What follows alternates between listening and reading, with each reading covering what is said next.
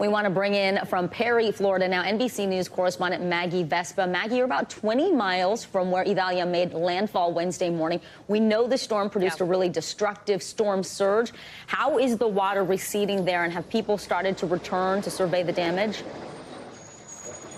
Sure. So Perry, we do want to be clear, guys, is one of the areas that was really hit with wind. Flooding really wasn't a major concern in this area, but we talked mainly about the wind shear. You can see traffic returning here, but look what they're driving by.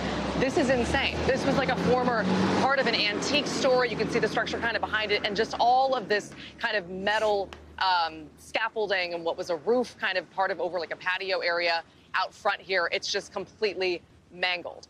As far as the other destruction around town, a lot of trees down, a lot of massive trees, some of which fell onto homes. We talked to one woman earlier, Deborah Mims, who was sitting in her home, in her dark hallway, listening to the hurricane going by, clocking every sound when she heard the massive tree outside her home come crashing down. Take a listen.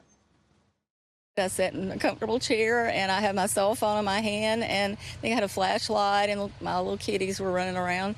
And you just sit there and you listen, and you don't know what's happening. You're just hoping that the roof doesn't come crashing in, and you say a lot of prayers, too.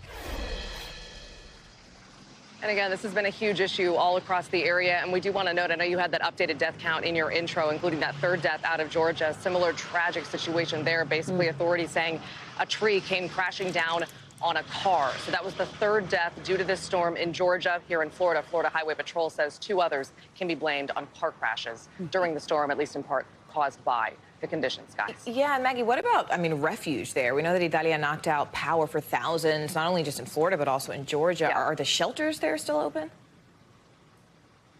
The shelters are open. They only have a few dozen people left in them. You know, you guys cover these like we do. A lot of times people go to shelters for maybe a night at the most while they figure out what family they can go stay with, what friends they can go to. Can they get out of town? So they're still open. They're still doing the job, doing what they're meant to do. But a lot of people have kind of moved on to sort of a plan B. I do want to point out, though, we're talking about power. You can see it. Maybe you can hear generators behind me keeping the traffic lights moving here in Perry. It's just kind of one of those, it's like a constant noise in the background, a reminder, a bit of an eerie reminder as to the fact that life is it's going to take a while for things to get back to normal. The road to recovery has begun, but life is impacted. It will be impacted for some time, and something as simple as traffic, guys, is still basically awaiting repairs, as are so many scenes like this around the area. I'll send it back to you. A lot of cleanup ahead. NBC News correspondent Maggie Vespa. Maggie, thank you so much. Thanks for watching our YouTube channel. Follow today's top stories and breaking news by downloading the NBC News app.